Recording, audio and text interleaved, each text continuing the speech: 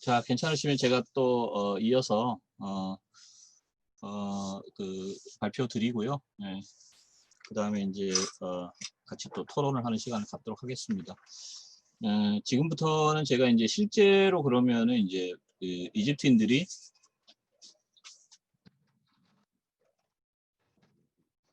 이집트인들이 문자를 통해서 무엇을 기록했나 이런 것들을 좀 그 몇 가지 예를 이제 보겠습니다. 뭐 행정 문서도 있고요. 그다음에 이제 그 편지들도 있고 그 서간문이라고 하죠. 예, 그런 것들도 있고 이제 편지 중에서도 이제 공적인 편지들 보고서라든가 아니면 뭐 뭔가를 요청하는 편지들이라든가 이런 것도 있고 그다음에 이제 그 재고 같은 기록 그다음에 관리들이나 아니면 그 신관들이 이제 그 순환보직으로 일을 했는데 그래서 이제 자기 그 근무 기간이 끝나고 인수인계를 할 때 그것과 관련된 기록들도 있고요. 굉장히 다양한 기록들이 있습니다. 그리고 그런 실용문이 아니라 이제 문학 쪽에서는 뭐 교훈서들도 있고요. 교훈서는 뭐 이집트하고 메소포타미아가 공통적으로 가지고 있던 그 문학 전통 중에 하나입니다. 그래서 대개는 아버지가 아들한테 자기가 살아온 경험을 근거로 해서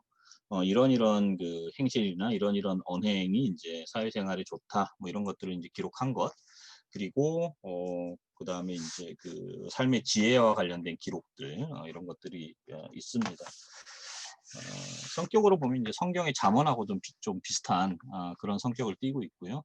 이거 말고도 이제 서사문학이 있습니다. 세계 최초의 소설이라고 할 수 있는 그런 것들도 있고, 그리고 이제 후대로 가면 그냥 구전으로 전승되는 신화들도 기록이 일부가 됩니다. 제가 이제 그 프타호텝의 교훈서라는 이 교훈서를 하나 들고 왔는데요. 예. 이 저자가 이제 프타호텝이라는 그 역사 실존 인물입니다. 그리고 이제 이게 그 프타호텝이 워낙 현자 중에 한 명이라서 여러 그 텍스트들이 좀 남아 있습니다. 그래서 온전한 것 중에 이제 하나를 제가 여러분들에게 보여드리려고 하는데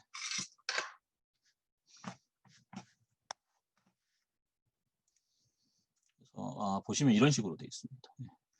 여기 이렇게 이쪽으로 읽습니다. 제가 맨 처음에 그 대학원생이 맨 처음에 이게 이제 아까 말씀드린 신관문자인데 대학원생이 맨 처음에 이제 신관문자 텍스트를 받으면 어디가 윈지 아닌지도 몰라요, 사실은. 예, 그 정도로 이제 문자가 굉장히 읽기 어려운데, 대개는 이제 오른쪽에서 왼쪽으로 이렇게 있습니다. 여기 그 희게 돼 있는 부분이 빨간색으로 쓴 부분이에요. 그리고 나머지가 이제 본문, 아까 말씀드린 대로 이제 까만색으로 본문이 쓰여져 있는데, 어, 보시면 이제 이런 식으로 음역을 합니다. 이쪽으로 가면 이제 세바이트 해가지고 이제 이게 교훈서란 뜻이고, 그 다음에 네트 누구누구의, 그 다음에 이미라, 니우트 이게 이제 시장이고요. 그 다음에 차치 총리 대신 타우텝 이렇게 되어 있습니다.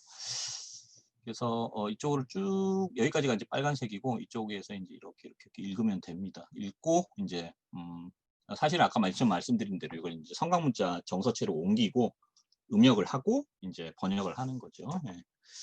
자, 그래서 번역을 보시면은 일단 왕이 나오고요. 예. 그 다음에 이제 그 왕의 치세 때 자기가 뭘 했는지 나옵니다. 그리고 이름 나오고요. 왕이시여 주여 우환이 생겼사오며 노쇠함이 찾아왔습니다. 허약함이 매번 새로워져서 매일 어린아이처럼 잠만 잡니다. 눈도 침침해지고 귀도 먹었사오며 심장이 피곤하여 기력도 쇠하나이다. 입은 막혀 말을 할 수도 없습니다. 그래서 이제 본인이 나이가 들어서 그 노환이 찾아온 그래서 이제 그 노환으로 이제 여러 가지 그 신체 기능들이 이제 떨어지고 이런 상황을 일종의 그 한탄하는 어조로 이제 쭉 적어놨어요. 그리고 이제 그 뒤에 뭐가 나오냐면 이제 그 이승에서의 남은 날이 얼마 안 되는 것 같아서 지금쯤 내가 교훈서를 남겨서 아들에게 이런 가르침을 주려고 한다. 뭐 이런 취지가 나오고 그다음 뒤에 이제 교훈서의 내용들이 쭉 나옵니다. 뭐 몸가짐을 바르게 해라, 말을 똑바로 해라, 거짓말 하지 마라, 맡은 일을 잘 해라, 뭐 상사에게 대들지 마라, 뭐 이런 말들이 이제 쭉쭉쭉 나오고요. 뭐 가정생활과 관련해서도 뭐 여러 가지가 나옵니다. 아내한테 잘해줘라 이런 얘기들. 그리고 요게 이제 한 사람과 바에 대화라는 이제 뭐 우리로 치면은 모놀로그 같은 거예요. 예. 그러니까 이제 세계 최초의 이걸 이제 세계 최초의 무슨 그 심리학 서적이라고 보는 사람들도 있는데 아까 보신 대로 바가 뭐냐면 나의 혼입니다. 이집트인들이 생각한 그 바가 이렇게 생겼거든요. 내 얼굴에 새 몸을 하고 있는데 이게 내용이 뭐냐면 나 자신하고 내 바하고 이야기를 해요. 이게 다시 말씀드려서 자기 혼자 분열된 자기가 이제 이야기를 하는 거죠. 이야기를 주고받는데 이게 이제 그 독일어로 레벤스미드라고 부릅니다. 그러니까 우리나라 말로 하면 이제 삶에 찌든 뭐 이런 뜻이죠. 예, 그래서 이 사람이 삶이란 게 이렇게 고달픈데 살아야 되냐 뭐 이걸 바한테 이제 호소를 하고 바가 뭐 이제 이것저것 얘기를 하죠. 뭐 그래도 살아라 뭐 저저 그런 얘기를 하는 것들이 이제 이렇게 쭉 적혀 있습니다. 예. 자, 그래서 이게 이제 한 사람과 그의 바와 관련된 대화인데 아까도 말씀드렸듯이 주인공하고 이제 바하고 대화를 하는데 주인공이 삶이 너무 괴로워서 나는 차라리 죽는 게 낫겠다. 뭐 이런 식으로 이제 이야기를 하면서 죽음이란 게 얼마나 달콤한 건지를 이제 쭉 이렇게 이제 시가로 표현을 합니다. 오늘 죽음이 내 앞에 있네. 그러니까 알았던 사람이 회복된 것처럼 애들을 끝대고 밖으로 나가듯이 뭐 이렇게 해서 뭐 죽음이 오늘 내 앞에 있네. 모략의 향기처럼 바람 부는 날 아래 앉은 것처럼 굉장히 시원하겠죠. 예. 죽음이 오늘 내 앞에 있네. 연꽃의 향기처럼. 만추의 강둑이 뭐냐면 이제 축제가 막 일어나고 있는 시가지라는 뜻입니다. 이제 고대 이집트인들 그 축제할 때 술을 굉장히 많이 마셨거든요. 뭐 이런 것들을 이제 쭉 적어놨습니다. 그래서 보시면 이런 굉장히 서정적이죠. 예, 이런 내용들까지 결국에는 이제 문자로 다 기록이 되고 그래서 이제 고대 이집트 문학이 우리나라에는 뭐 거의 소개가 안 됐는데 이제 굉장히 내용도 깊고요. 그다음 좀 다채로운 그런 그 이야기 또는 서사 구조를 가진 것들이 이제 작성이 됐죠.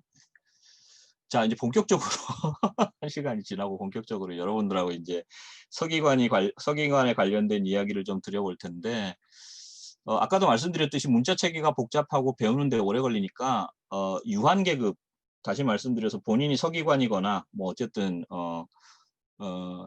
그 자기 자녀를 특히 아들이죠. 예, 농사에 투입하지 않고서도 충분히 그 가능한 사람들, 생계가 가능한 사람들이 그 자기 마찬가지로 이제 그 서기관 학교에 이제 보낼 수 있었습니다. 학교라는 것이 이제 초기는 대개는 왕궁에 있거나 뭐 신전에 있거나, 그러니까 자기들이 필요한 인력을 자기들이 교육해서 이제 그 충원하는 형식이었습니다. 근데 이제 나중에 뭐 거의 모든 문화권에서 마찬가지지만 자체적인 학교들이 생겨요. 그러니까 수업료를 받고 학생들을 가르치는 학교들이 이제 메소포타미아도 마찬가지고요. 이집트도 나중에 생기게 됩니다. 근데 처음에는 대개는 이제 학교라는 것이 서기관 양성소라는 것이 이제 소속된 곳이 왕궁 아니면 이제 각 지역의 신전들 이런 것이었습니다. 그래서 보시면은 뭐 도시의 고위 관리라든가 신관이라든가 뭐 감독관, 뭐 서기의 아들 이런 사람들이 교육의 대상이었고 메소포타미아에서는 이제 고아들 중에 일부를 선택을 해서 가르쳤다고 합니다.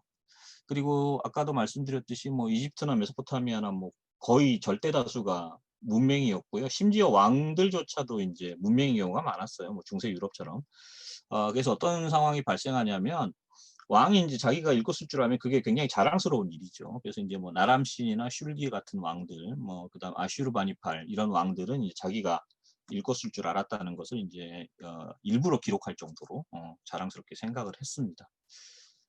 자, 그리고 메소포타미아 같은 경우에는 이제 서기관 학교가 최초로 출현한 게 우르제 사망조 출현하고요. 그 다음에 이제 그 신전, 궁정 이런 데서 이제 서기관들이 많이 양성됐습니다. 메소포타미아에서는 특이하게 이제 이 사람들이 나중에 처음에는 수메르어라는 그 언어를 쓰다가 아카드어를 쓰거든요. 고 바빌로니아어라는 언어를 쓰고 그 다음에 이제 표준 바빌로니아어라는 이제 서기관들 전용의 어떤 그 문자 체계가 이제 수립이 되는데 이 사람들이 이제 글자를 배울 때 수메르어도 같이 배웠어요. 수메르어는 이미 사화가 됐음에도 불구하고 수메르어를 같이 배웠습니다. 그래서 뭐가 있냐면은 이제 어휘 대조표, 어휘 목록, 그다음에 연습 토판 뭐 이런 것들이 이제 남아 있습니다.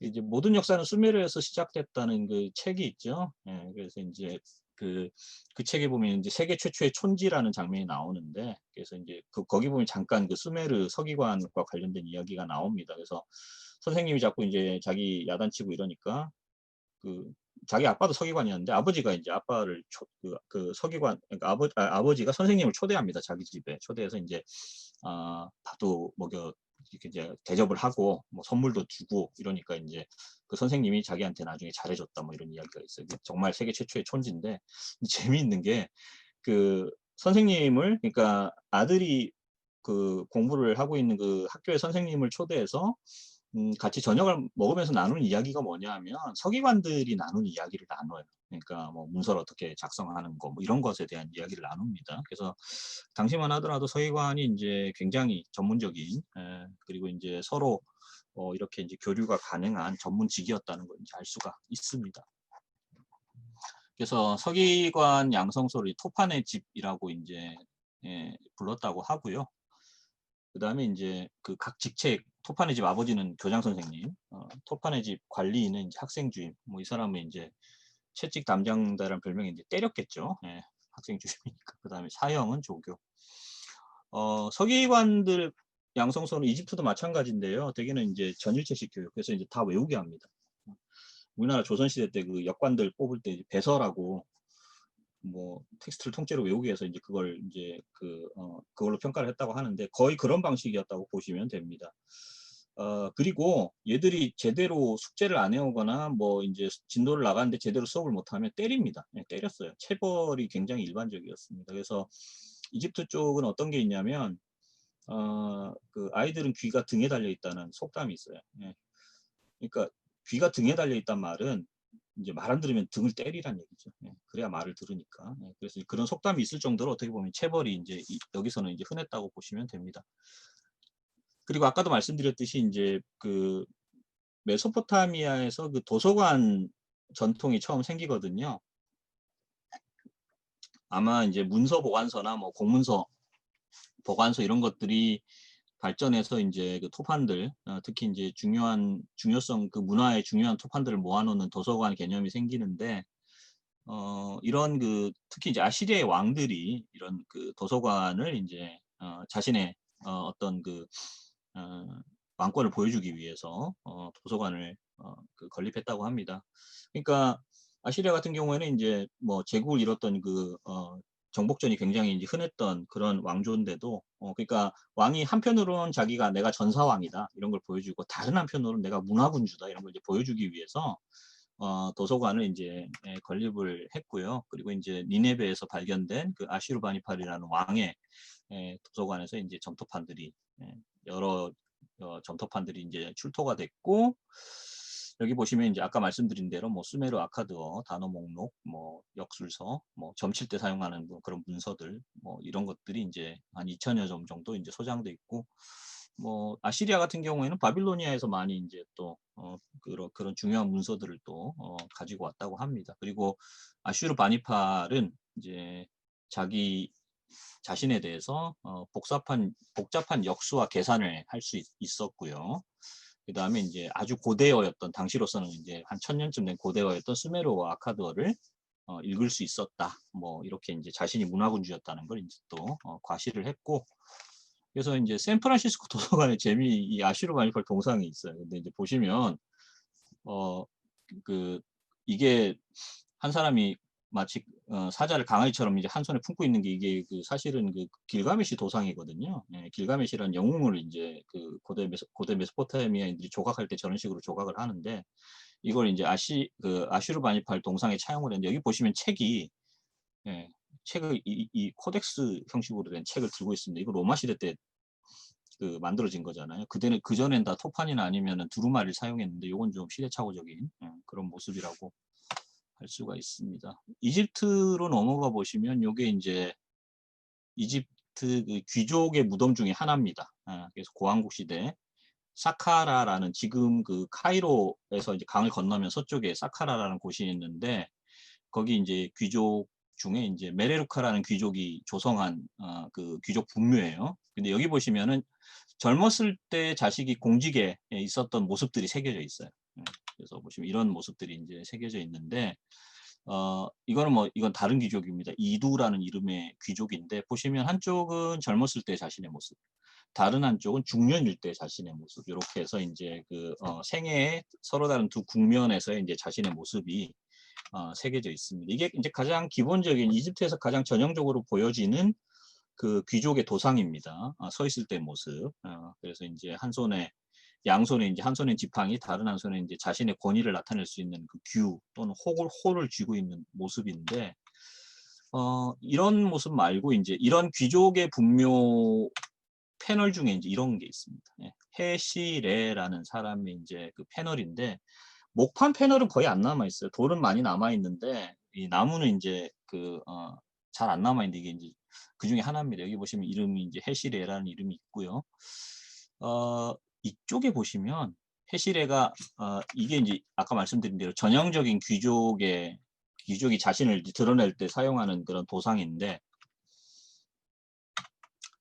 여기 보시면은 예, 지팡이 하고 뭘 쥐고 있냐면 이렇게 생긴 도구들을 쥐고 있죠. 예, 요게 서기관들이 사용했던 필기 도구 세트입니다. 예, 뭐 서기관의 3종 신기라고 불러도 되는 것들이. 예, 그래서 이제 이걸 쥐고 있는데, 그럼 이건 무슨 의미냐? 나는 귀족이지만 뭐 귀족 중에도 읽고 대부분 읽고 쓸 줄 알았겠지만 뭐 아닌 사람도 있었겠죠. 예, 나는 읽고 쓸 줄 아는 그 귀족이다. 나는 문맹이 아닌 귀족이다. 이런 뜻이죠. 여기 보시면 그래서 본인이 가지고 있는 타이틀이 여러 개가 있는데 그 중에 하나가 여기 보시면은 제카네스트였습니다.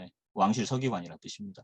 근데 여기 보시면 이 서기관을 나타내는 그 상형 문자, 여기 이제 서기관을 나타내는 상형 문자인데, 이 상형 문자하고 이 사람이 손에 쥐고 있는 거하고 똑같아요. 동일한 도구들을 손에 쥐고 있는데 이게 그대로 요 세 개가 이제 그 서기관을 나타내는 성강 문자로 사용됐습니다. 그럼 그게 뭐냐면요.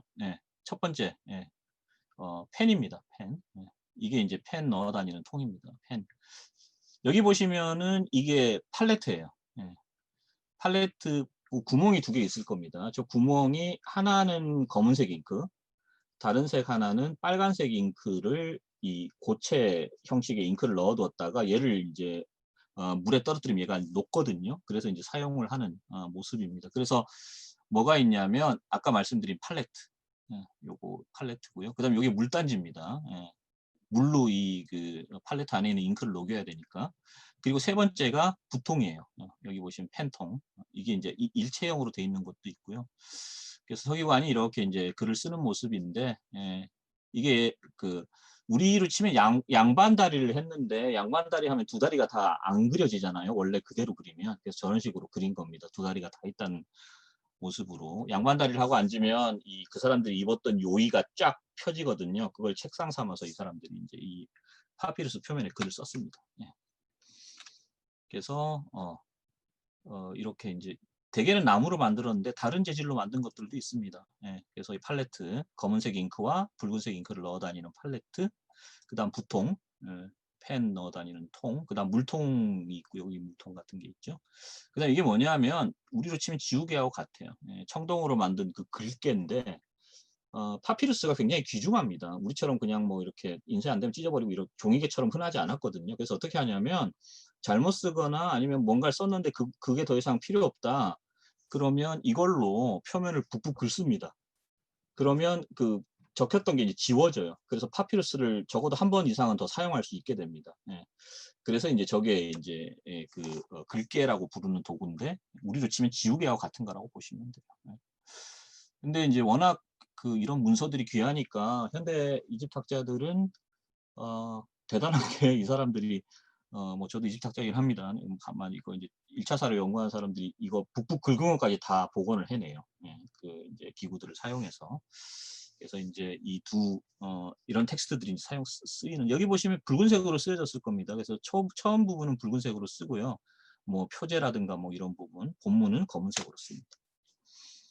요거는 이제 투탕카멘이라는 왕의 무덤입니다. 1922년에 그 하워드 카터라는 영국 출신의 이제 그 고고학자가 발견했는데, 뭐 우리한테는 이제 거의 도굴되지 않은 무덤으로 잘 알려져 있죠. 여기 이제 별실에 해당되는 곳, 여기를 보겠습니다. 이런 식으로 이제 뭐 전차를 비롯해서 장내 침대라든가 뭐 이런 부장품들이 여러 개가 발견이 됐는데 이건 이제 이렇게 문 앞에 이렇게 이제 조각상들도 발견되고 그랬는데 여기 이제 별실을 보시면요. 그 생활 도구들이 많이 발견됐어요.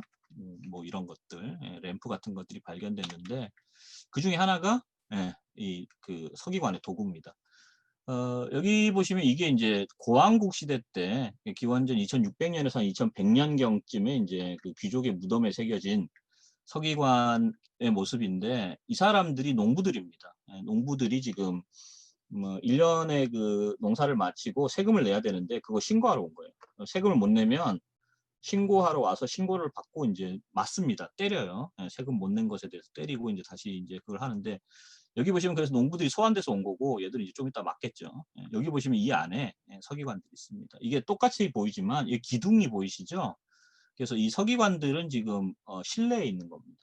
이 농부들은 어디 있냐면 떼 앞에 밖에 있는 거예요. 그래서 이제 농부하고 서기관 당시에 이제 어떤 신분상의 차이가 있는지 알 수가 있고, 그다음에 여기 보시면은 이제 농부들의 그 포즈가 약간 야릇한데 이게 욕을 하는 게 아니라 고대 이집트에서는 이 그 왼손을 오른쪽 이 팔뚝에 올리는 게 경의의 표현이었어요. 이게 지금 경의의 표현입니다. 우리한테는 좀 약간 이상해 보이지만 여기 보시면 이제 서기관들이 뭔가를 작성하는 모습이 보이시죠? 그리고 옛날에 우리 아저씨들이 했던 것처럼 이게 여분의 그 펜을 머리 이 귀에 꽂고 있는 모습이에요.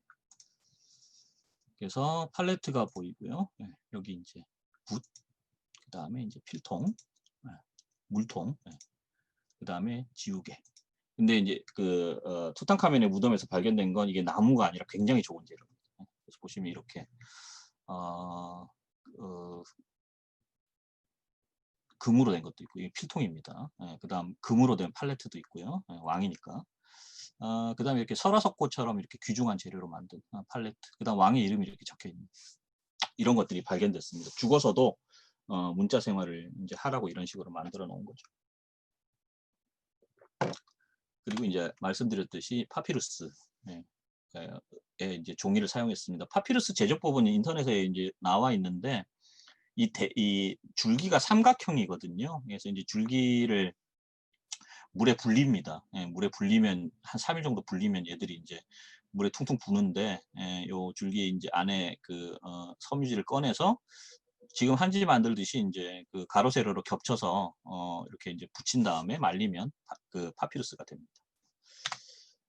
이게 이제 파피루스 고대인들이 그린 파피루스 모습인데 요건 제가 그 이집트 왕자라는 애니메이션에서 이제 따왔는데 이런 식으로 부채처럼 쫙 펴집니다. 파피루스가.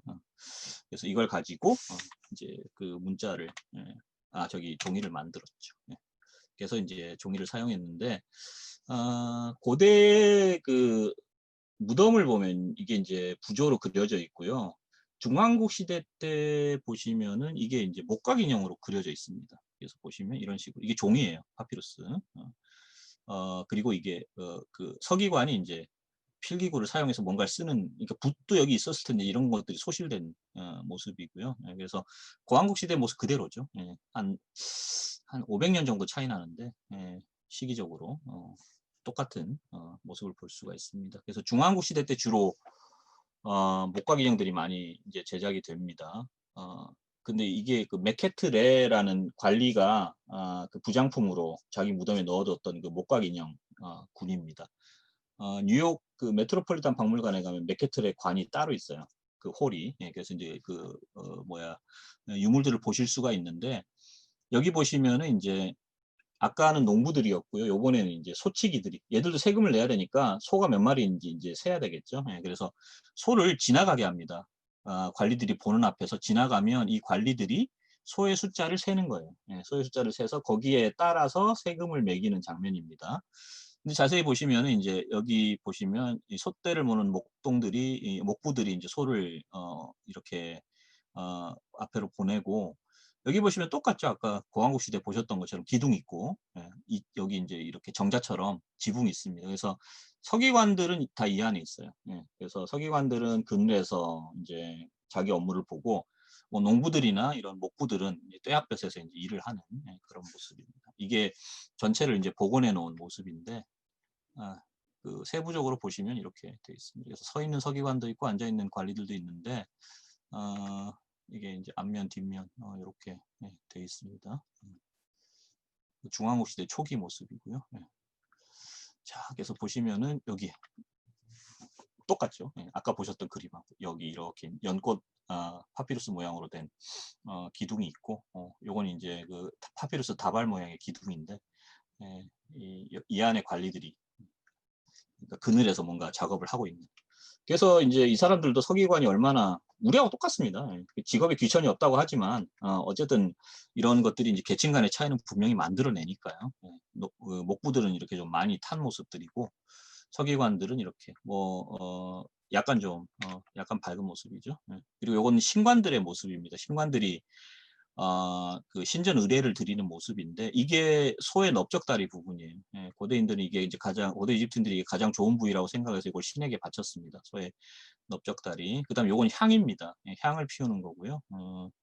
이게 이제 그 파피루스 문서인데 신에게 이제 제의를 하면서 뭘 해야 되냐면 신을 불러 모셔야 되잖아요. 그래서 이제 우리가 소위 말하는 그 독경사제라고 부르는데 그 특별한 주문이나 아니면 종교 문서를 읽는 사제입니다. 여기 이런 사제는 이제 특별히 셰시를 하고 나옵니다. 이렇게 하얀 띠를 어깨 쪽에 두르고 나오는데 이 사람이 이런 걸 읽습니다. 그래서 신관 중에서 이제 서기관의 모습을 여러분들이 이제 보시는 거고요. 이런 것들이 나중에 이제 현대 쪽에도 영향을 미쳐가지고 영국의 유명한 화가 엘머 타데마라는 화가 뭐 반 선생님 아시겠지만 로마 그리스 주제로 그림 많이 그렸죠. 풍속화 같은 거. 근데 이 사람이 그린 이집트 그림들이 좀 있습니다. 근데 이게 이제 요셉이라는 그림이에요. 성경에 나오는 요셉이 총리 대신으로 있는 그림인데 여기 보시면 서기관이 나옵니다. 근데 아마도 여기 또 보시겠지만 이게 신왕국 시대 때 그 귀족 분묘 그 벽화를 그대로 따온 건데 실제로 서기관의 모습을 봤을 거예요. 아마 이 사람이 가서 직접 보진 못했겠지만 그래서 이런 식으로 재현을 했는데 제법 비슷하게 재현했습니다. 팔레트도 있고, 그 펜도 있고요. 그 다음에 이제 뭔가 자기가 문서를 쓴 걸 이제 보여주는 그런 모습도 있고. 근데 이제 이게 문서를 대개는 쓸 때는 뭐 오른쪽에서 왼쪽으로 쓰고 위에서 아래로 씁니다. 되게 위에서 아래로 오른쪽에서 왼쪽으로 쓰는 게 가장 흔한 형태였어요. 이렇게 쓰기도 했는데. 그리고 여기 보시면은 이제 아까 보셨던 그 따오기 모양을 한 그 문자의 신, 토트, 이게 이제 그 서기관들의 수호신이거든요. 그래서 그런 모습들을 보실 수가 있습니다. 여기도 마찬가지고. 이렇게 따오기 모양으로 나오기도 하고, 근데 대개는 비비원숭이로 나옵니다. 그러니까 이집트의 모든 신들은 다 자기 고유의 동물 형상이 있습니다. 근데 이제 토트라는 신은 동물 형상이 두 개가 있어요. 따오기로 나오기도 하고, 저렇게 이제 비비원숭이로 나오기도 합니다. 이거만 보시면 이게 뭐 하는 시츄에이션인가 뭐 이런 분들도 계실 거면 뭐 하는 상황일까 이런데 그냥 보시면은 사람 머리 위에 비비원숭이가 뒤에 떡 달라붙은 거잖아요. 근데 이제 이 그림 전체를 보시면 이런 모양입니다. 서기관이에요. 신왕국 시대 서기관입니다. 서기관이 앉아 있는 모습입니다. 이시방조 신왕국 시대 후반기 서기관이 이제 양반다리라고 앉아 있고요. 그 다음에 이제 그 요의 앞에 이렇게 이제 요의를 책상 삼아서 문서가 펼쳐져 있는 모습. 그리고 그걸 이제 보는 모습입니다. 근데 뒤에 비비원숭이가 그려져 있죠. 요거는 뭐 애완용 비비원숭이가 서기관이 그리고 있는데 이제 막 이렇게 주인한테 달라붙어 있는 게 아니라 서기관의 수호신인 토트신이 뒤에서 보호해주는 모습이에요. 자, 그래서 보시면은 이게 이제 어떤 발상이냐면 그 기자고원에 이제 그 대피라미드가 세 개 있습니다. 쿠프, 카프레, 멘카우레 요 세 왕의 피라미드인데 그 중에 카프레 왕 피라미드 컴플렉스 그러니까 그 신전에서 요게 발견됐습니다. 카프레 왕의 섬노감 좌상이 발견됐는데 뒤에 보시면 매가 있을 겁니다. 매가 이렇게 날개를 펴고 왕을 뒤에서 이제 이렇게 보호해주는 모습이 있을 거예요. 그래서 이집트 도상에서는 두 존재가 있는데 뒤에 있는 존재가 항상 앞에 있는 존재를 보호해 줍니다. 그리고 대개는 그 보호의 방식이 포옹이에요. 포옹을 하는 방식으로 보호를 해줍니다. 그래서 여기서는 매가 왕을 포옹하면서 보호를 해주는 왕가의 수호신인 그 호루스죠. 그리고 요게 인제 오왕조 카프레가 사왕조 왕이고 오왕조 다른 왕도 보시면 이것보다는 그렇게 장엄하진 않지만 뒤에 이렇게 매가 그려져 있는 새겨져 있는 모습을 볼 수 있죠. 똑같은 발상이죠. 자 이걸 인제 응용을 하면 이렇게 되는 거죠. 그 아까는 왕이 호루스라는 그 매신의 보호를 받는 거고 이거는 라메스 나크트라는 서기관이 비비원숭이라는 서기관의 수호신인 토트 신의 보호를 받는 그런 모습이라고 보시면 됩니다. 그래서 서기관들은 이렇게 그래서 보시면 요건데요. 서기관들은 이렇게 이 비비원숭이 또는 그 따오기 형상을 한 토트 신이 자신들의 직업 그리고 본인들을 보호해 준다고 생각을 했습니다. 그 중세 이후에 그 유럽에 특히 이제 이탈리아 이쪽에 그 수호 성인하고 비슷한 개념이라고 보시면 돼요. 수호 성인보다는 이제 신격이 훨씬 높지만. 그리고 이제 아까 말씀드렸던 그 교훈서 있었죠. 교훈서 중에 대놓고 서기관이 되라는 교훈서가 있습니다. 그 작품 이름이 이제 그 셀리어 파피루스라고 이제 부르기도 하고요. 셀리어는 되게 이 파피루스의 원 소유자 이름입니다. 유럽인 또는 이제 파피루스를 작성한 사람을 따서 두아케티의 교훈서라고도 하는데 여기 보시면 내용이 뭐냐면 이게 이제 영어 제목이 Satire of Trades예요. 그러니까 직업에 대한 풍자입니다. 그래서 여러 직업에 대해서 이야기가 나오고 이런 직업을 딱 비교하면서 뭐라고 맨 마지막에 나오냐면 이런 직업들 다 뭐 여러 가지로 안 좋고 괴로우니까 신체적으로 서기관이 되라 이렇게 이제 결론이 나오는 이야기가 있습니다. 그래서 이제 두아케티의 교훈을 보시면은 여러 직업이 나와요. 뭐 군인도 나오고 뭐 여러 가지 직업이 나오는데 제가 그 일부만 따왔습니다. 그래서 보시면 농부들은 호르세보다 더 울부짖느니 그들의 목소리는 까마귀들보다 크다. 그의 손가락은 부었고 악취가 심하다. 늪지의 노동자들보다 더 지쳤고 늪지에서 노동하는 사람들은 뭐 진흙을 채취해서 벽돌을 만드는 사람들 아니면 거기서 뭐 새나 이런 동물들을 잡는 사람들 뭐 어부들 이런 사람들입니다.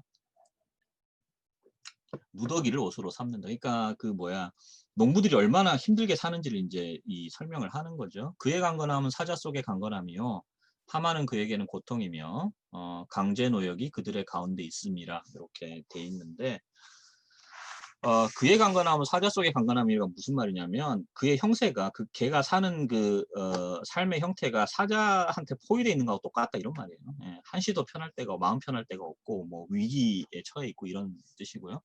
하마가 어떤 그 습관이 있냐면 괜히 육지에 올라와 가지고 그 수확 직전에 밭을 다 짓밟고 뭉개놓고 가요. 그러니까 농사 다 지어놨는데 하마가 와가지고 막 이렇게 작물을 뭉개놓고 갑니다. 그래서 이제 하마가 그게 고통이라고 나오는 거고 그 농부들이 세금을 두 가지 형태로 냅니다. 하나는 곡식으로 내고요. 다른 하나는 노동력을 제공해야 됩니다. 근데 이제 농한기 때는 이 불려가 가지고 그 국가에서 하는 그 공공 노역을 해야 돼요. 이제 그게 이제 강제 노역이 그들 가운데 있다는 뜻입니다.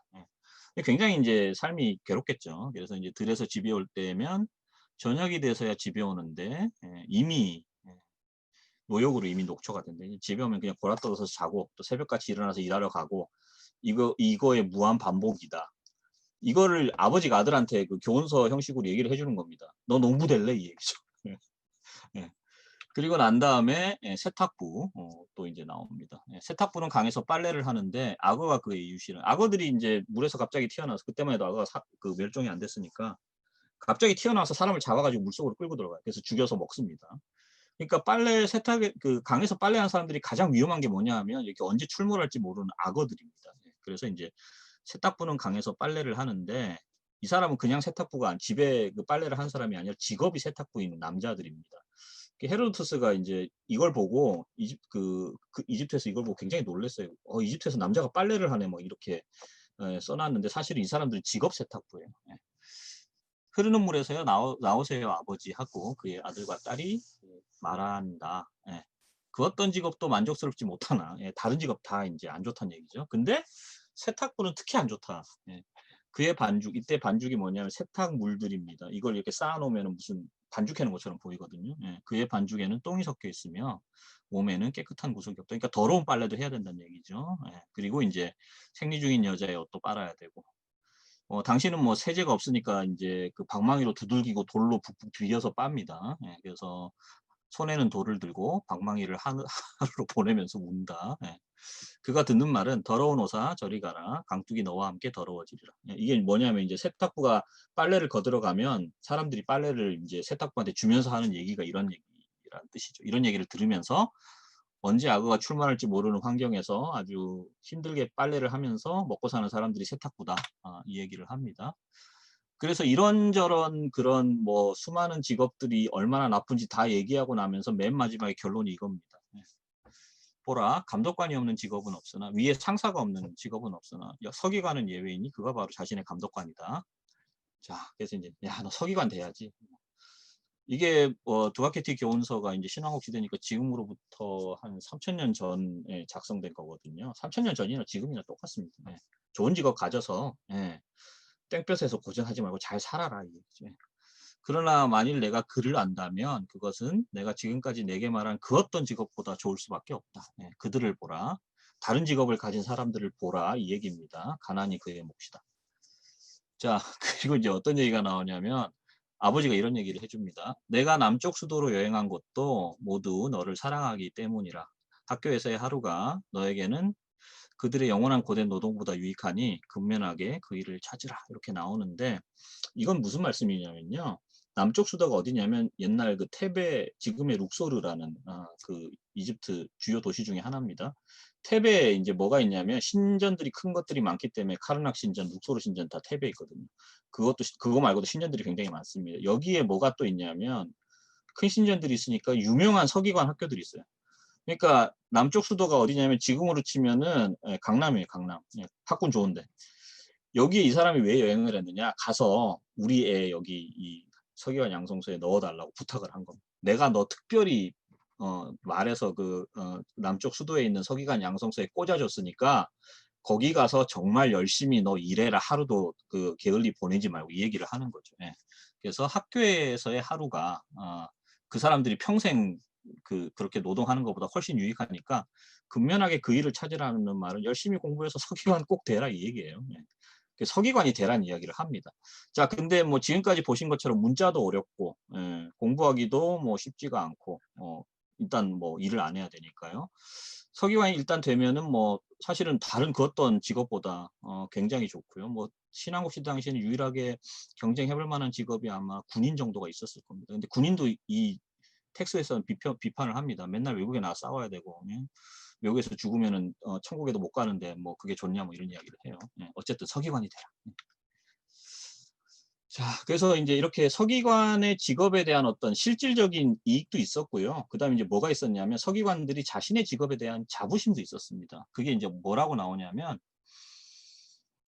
물질 문명들 아무리 뛰어난 물질 문명이 있다 하더라도 이런 것들은 다 일시적이라는 거죠. 돌로 아무리 멋진 근사한 건물을 세우거나 분묘를 세우거나 해도 이게 언젠가는 무너진다는 거죠. 특히 고왕국 시대, 중왕국 시대, 신왕국 시대 사람들은 그 전에 시대에 지어놨던 건물들 아주 속절없이 무너지는 걸 많이 봤습니다. 그래서 이제 이 사람들이 우리 서기관들은 그 서기관들의 독립의식을 강조하는 이런 작품들이 남아 있습니다. 이건 다른 작품입니다. 신들 다음으로 찾아온 시대, 이래 학식 있는 작가들, 일어날 일을 예언한 예언자들, 그들의 이름은 영원히 남았다.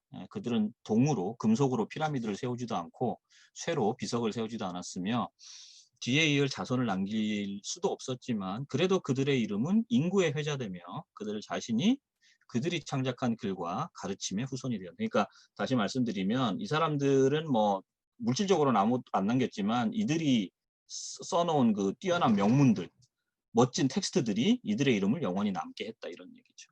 그래서 이제 그런 인물들의 예가 나옵니다. 아까 그 프타호텝이 잠깐 나왔었는데 하르제데프, 이모텝, 프타호텝, 카이레스 이런 고대에 이제 뛰어난 작품을 남긴 인물들. 이들은 모두 가고 이름은 잊혀졌지만 그들이 남긴 글들은 그들을 영원히 기록하게 하는. 그러니까 이들이 뭐 몇백 년 된 뭐 문서도 읽을 수 있으니까 이제 그 문자만이 그리고 문자로 남겨놓은 그런 문명만이 우리들이 봤을 때 영원한 것이다라고 이제 나름의 자부심을 표명하는 그런 거죠. 근데 이제 위기가 찾아옵니다. 그게 뭐냐면 알파벳이 출현하는 거예요. 알파벳이 나중에 출연하는데 이거 제가 좀 빨리 좀 하겠습니다. 세라빗 엘카딤이라는 곳이 있는데 여기 시나이 반도, 이집트 옆에 시나이 반도에 구리 광산도 있고 여기 터키석, 그러니까 우리 지금으로 치면 그 옥과 같은 구리하고 터키석이 나는 광산이 있습니다. 여기가 이제 세라빗 엘카딤이라는 곳인데 여기가 이제 광산이 있기 때문에 중앙정부에서 관리들하고 일꾼들을 보냅니다. 채굴 작업을 하게. 그래서 여기 보시면은 이제 그 관리들이 남긴 석비들이 많이 있습니다. 이게 이제 지금 세라빗 엘카딤 모습인데 옛날엔 이랬을 거예요. 세라빗 엘카딤이. 하스로 여신이라는 여신의 신전도 있고 보시면 여기 여신도 있고 관리도 있고 뭐 이런 석비들이 많이 이제 서 있습니다. 근데 여기서 뭐가 발견됐냐면 이 하토르 여신의 그 스핑크스 조각상이 발견됐어요. 스핑크스는 되게 사자의 몸에 사람의 얼굴을 하고 있는데 그 사람의 얼굴이 왕의 얼굴입니다. 근데 이제 나중에 그 신의 얼굴도 하고 있는데 그 중에 하나가 이 하토르 여신이라는 여신의 얼굴을 하고 있는. 근데 여기 보시면 문자가 새겨져 있거든요. 이 문자를 누가 새겼냐면은 그 광산에서 일하던 쌤족들이 새겼을 겁니다. 근데 얘들이 어떤 문자를 새겼냐면 그 이집트 상형 문자 중에 이제 맨 처음 앞 그 발음만 따서 일종의 알파벳을 만들어서 새겼어요.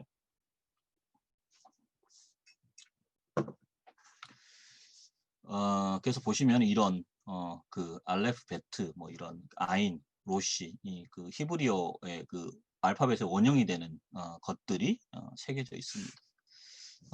이게 여기 새겨진 문자가 아마 최초의 알파벳이었을 것이다를 맨 처음에 이제 감지한 사람 중에 한 명이 누구냐면 엘렌 가디너입니다. 발견한 사람은 이제 플린더스 피트리라고 영국의 아주 유명한 이집트 고고학의 아버지라고 불리는 사람이 발견을 했고, 요거를 이제 그 알파벳이라는 가치를 알아본 사람은 이제 엘렌 가디너라고 이집트 문법을 이제 그 정리한 영국의 문법학자입니다. 요 사람인데요. 여기 보시면은 그 뭐라고 새겨져 있냐면 이쪽이 새겨진 게 상형 문자입니다. 요건 상형 문자고요. 요 밑에 하토르 터키석의 여주의 사랑을 받는 자라고 새겨져 있어요. 근데 여기 뭐라고 새겨져 있냐면 여주의 사랑을 받는 자라고 이렇게 음성 문자들 알파벳이 새겨져 있습니다. 이거는 블라트 이거는 이제 그 뭐야 세머죠. 여주.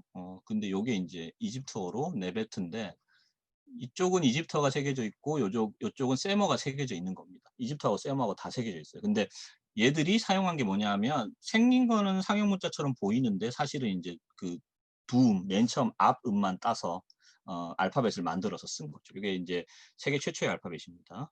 그리고 이제 뒤쪽에 보시면은 여주에게 라고 새겨져 있어요. 그리고 요게 최초의 알파벳인데 이게 기원전 한 1800년경으로 추정이 됩니다. 이게 셈족들이 이렇게 이제 음성 문자 어떤 그 발상을 처음 하게 되고, 요게 나중에 이제 페니키 알파벳으로 이제 발전합니다. 그래서 이제 이게 페니키 알파벳, 그리고 요 알파벳이 지중해를 건너서 그리스로 가죠. 그리스로 가는데 이제 헤로도투스가 역사에 보면은 페니키아인들이 그 문자를 갖고 왔다라고 이제 돼 있습니다. 그 카드모스라는 왕자가 페니키아의 그 공주 이름이 누구죠? 저기 에우로파죠. 에우로파가 제우스한테 납치당했을 때 에우로파를 찾을 때까지 이제 돌아오지 말라 그래서 에우로파를 찾으러 그리스로 갑니다. 근데 거기 못 찾으니까 거기 눌러 앉아요. 근데 이제 그 왕자가 그 카드모스 왕자가 페니키아인이었거든요. 그래서 뭘 같이 가지고 오느냐? 페니키아 문자를 같이 가지고 옵니다. 신화에 따르면. 자, 그래서 이제 이오네스족은 이 그리스인이죠. 포이니케 문자의 모양을 약간 변형했습니다. 어족이 다르니까 그럴 수밖에 없죠. 페니키아는 셈족 계열 언어고, 그 다음에 그리스인들은 인도 유로피안 계열의 언어니까 이제 자음 모음이 다르잖아요. 모음을 표기해야지만 의미가 통하는 문자니까 문자 모양을 변형했는데 그대로 쓴 겁니다. 근데 이게 이제 뭐가 되냐면 아까 말씀드린 쐐기 문자나 상형 문자를 사용하는 사람들한테는 위기죠. 왜냐하면 글자가 갑자기 쉬워지잖아요. 그래서 뭐 20몇 개의 기호만 알면 문자 생활이 가능하니까. 그러니까 이제 그 엘버틴 가워가 이제 문자의 역사에서 쓴 것하고 이제 똑같은 그런 현상이 벌어집니다. 그 엘버틴 가워가 그 문자 역사에서 한 얘기가 뭐냐면 특권 계급은 배타성과 현상 유지에 의해 존속하는 존재이므로 뭐 이건 어느 특권 세력에 다 마찬가지죠. 예, 서기관은 이집트에서도 메소포타미아에서는 극히 보수적인 세력이었습니다. 그러니까 문자 체계가 굉장히 복잡한데 뭐 다 배우는데 한 10년 넘게 걸리는데 그걸 바꿀 생각을 전혀 안 하는 거죠. 예, 그 이유는 문자가 너무 쉬워지면 그럼 뭐가 되냐면은 그 수많은 사람들이 이제 문자를 배우게 되고 그럼 자신들의 지위가 특권적 지위가 소실될 수밖에 없는 거죠. 예. 자, 그래서 사회의 직업적 서기에 의존하지 않을 수 있는 상황을 만들어내는 일은 애당초 그들의 관심 밖이었다. 실제로 뭐 나중에 문자가 보편화되면서 문자를 아는 것 자체가 특권이 안 됩니다. 그래서 이제 뭐 문자만 알고 하면 뭐 사무원 비서 정도밖에 안 되는 거죠. 그러니까 서기관의 지위가 사무원이나 비서의 지위로 확 떨어질 수 있으니까 이 사람들은 이제 그 알파벳을 별로 이렇게 크게 지지하지 않은 거죠. 요거는 뭐 우리 한글 창제도 똑같이 나옵니다. 예, 최만리 그가 이제 상소를 올렸을 때 한글 반대하는 상소를 올렸을 때도 보면은 한글 27자 언문 배워가지고 어떻게 성리학을 할 수 있겠습니까? 예. 예, 문자 27자 업문 알아가지고 사람 구실 하겠습니까를 이제 길게 쓴 거잖아요. 예, 최만리가 상소문을 올린 게. 근데 그런 이유가 옛날에 이집트나 메소포타미아도 마찬가지였던 것 같아요. 아까 그 세라빗 엘카딤에서 세계 최초의 그 알파벳 그런 그 발상이 맨 처음에 기원전 1800년이면은 이집트 역사시대 중간입니다. 그러면 이집트인들도 그거 충분히 바꿀 수 있었어요. 그리고 이집트 문자가 자음이 1자음 문자, 2자음 문자, 3자음 문자 해가지고 같은 기호가 자음 문자가 하나인 거, 두 개인 거, 세 개인 거에 있는데 1자음 문자만 쓰면 이집트어 다 표현됩니다. 그런데도 그렇게 안 했거든요. 예. 그렇게 안 한 이유, 2자음 문자, 3자음 문자 쓰고 뭐 의미 한정사도 쓰고 뭐 이렇게 한 이유가 결국에는 예, 문자 체계를 그만큼 복잡하게 하는 게 자신들한테 유리했기 때문에 그렇게 한 겁니다. 예. 그리고 이제 이런 것들이 일종의 뭐 당시로서는 굉장한 전통이었었죠. 예. 그래서 여기까지가 사실은 이제 제가 발표하고자 했던 그 뭐죠? 서기관과 관련된 내용의 끝입니다. 그래서 이제 서기관이라는 집단은 원래 굉장히 오랜 동안 이제 지위를 유지했던 집단이고 사실 알파벳이 발명됐다고 해서 바로 또 뭐 문자 문화가 그렇게 확산된 건 또 아닙니다. 뭐 그건 또 고대 역사를 보면 우리가 잘 알 수 있는 건데 어쨌든 그리고 이제 이들이 이제 굉장히 공고하게 그 자신들의 자부심과 전통을 유지하려 했다. 이건 이제 확실히 알 수가 있을 겁니다. 그래서 이제 되게 이집트인들은 이집트 문명이 끝날 때까지 기원전 30년경까지는 적어도 이런 자신들의 문자 체계를 조금 더 변화시키지 않고 그대로 사용했다고 보시는 게 맞을 겁니다. 메소포타미아도 마찬가지였고요. 자, 그래서 남은 게 있는데요. 이집트 구어는 지금 시간이 없어서 제가 안 하려고 다음에 해드릴게요. 이집트 구어를 제가 준비한 이유가 뭐냐면 그러면 이집트인들이 입말을 전혀 이제 표기하지 않았냐? 그건 아니거든요. 그래서 입말이 좀 남아있긴 합니다. 구어가 남아있긴 한데 요건 제가 다음에 시간이 없어서 다음에 하겠습니다. 거의 2시간 동안 제가 발표를 했는데 긴 시간 들어주시느라고 수고 많으셨습니다. 그래서 지금부터는 제가 바로 여러분들하고 좀 토론을 토론하는 시간을 가지는 게 좋을 것 같습니다. 예, 수고하셨습니다.